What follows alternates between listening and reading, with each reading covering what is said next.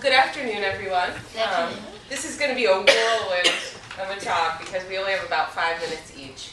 So at the TESOL convention, I attended a really interesting presentation called Building and Sustaining Classroom Community Through Technology.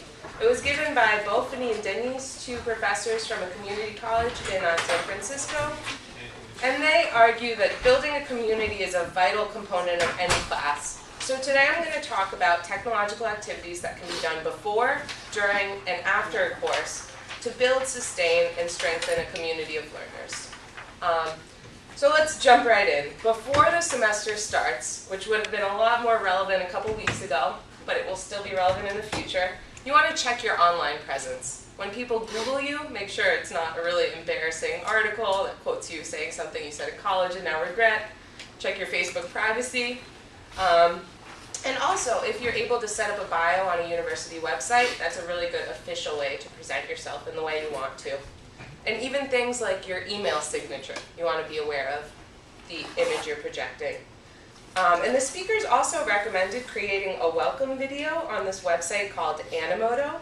And what you can do is upload photos, video clips, add text, choose a soundtrack, and you send this out as a video greeting to all your students. So that way they feel engaged and like they're part of something before they even meet you.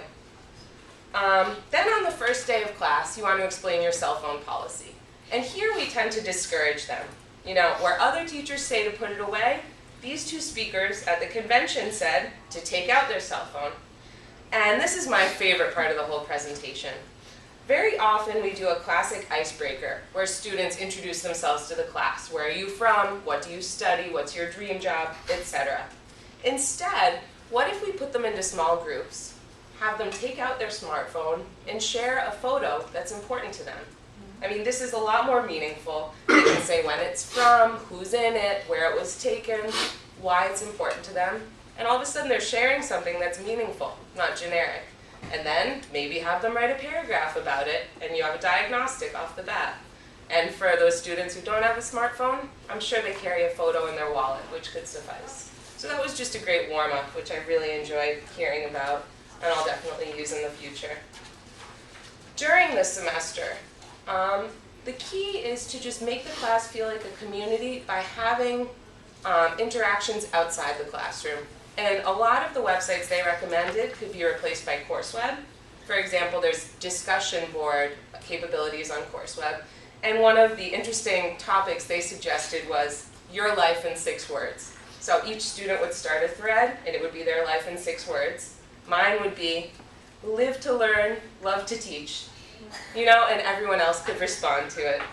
And the fact that it's personal means students will be both eager to share and to learn about their classmates. Then there's another website called VoiceThread, and it's kind of like a discussion board, but instead of posting and typing your answers, you respond orally. So the speakers suggested the teacher could start by posting a picture of him or herself and adding some accompanying questions like, who do you think this is? What is she doing in the photo? Why was it taken? When's it from? And each student will respond orally by recording themselves, and then they will post their own. And this is a good way for students to get to know each other, but you also get a speaking recording that's a lot more personal than Google Talk and a lot more interactive. And another one could be, what's your dream job? And you learn something about people that you didn't think you would. And obviously once they know how to use VoiceThread, it can later be used for academic content, maybe responding to some extensive reading they're doing in reading class. Another possibility was Blogger. This is enabled through Google, and you can insert not only text, but also photos and videos. And this could be a good way for students to practice their writing and share it with the whole class. So it's no longer just turning something into the instructor and getting his or her feedback, but instead, everyone else will want to read what you're doing, so it makes the stakes a little bit higher. But students are also, they're more invested, so they'll be prouder of what they're doing. So yeah, imagine how much more students would care about outside reading reports and outside listening reports if they knew their classmates were going to be reading them. They'd actually care what they wrote sometimes. Another thing to do during the semester would be short surveys, and I know you can do this on Blackboard, on CourseWeb.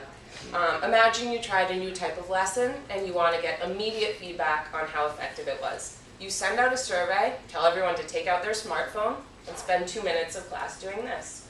And it's a lot more, you're going to get a lot more honest feedback than if you just say, okay, does everyone understand? So no one will mention a question.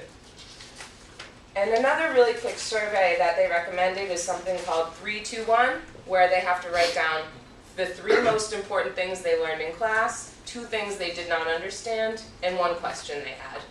And you can administer this and make it anonymous, but make participation obligatory. And that's a really good way to just do some reflective teaching and figure out what's working and what isn't.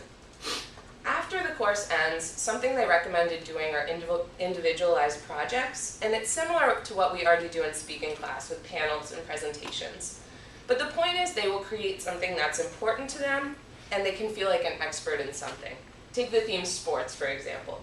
We can have one group present on where to work out on campus, another group present on the professional sports teams in Pittsburgh, another team present on where you can go to see these games, what's the experience, the culture of watching games.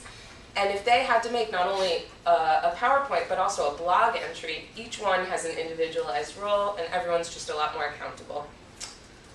And finally, the speakers recommended keeping in touch, and they said, Facebook, forget it. Twitter's the best way to make an announcement. You can stay connected, have all your students follow you, follow them. So that way when you say, oh, I'm moving to Italy next year, I'm going to be teaching there, your students will know. And to conclude, basically their main point was, the more you give your students a desire to create things that are personally relevant for them, the more they'll want to share it with their classmates, and the more community building will occur.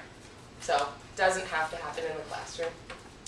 And I also included some useful websites and links. They really focused on Edmodo and Moodle, but I think they accomplish the same things that CourseWeb does for us. So instead of grumbling about it, let's take advantage of it and the amazing opportunities there are to build a community. Thanks That's a lot. Any questions, comments? Yes. Was it 3-2-1 is 3 important things to... It was 3 most important things you learned, 2 things you did not understand, and 1 question you had. And you can set that up as a survey and do it probably not every single day, but when you introduce new material. You know, and that's where they'll say, oh, I really don't understand past simple versus present perfect for completed experiences. Like, you'll say, that's what I want to focus on. So, They're gonna yes. say that, right? You're saying, Yep. I didn't understand past perfect. Please don't. So that's all. Any other questions? Thanks.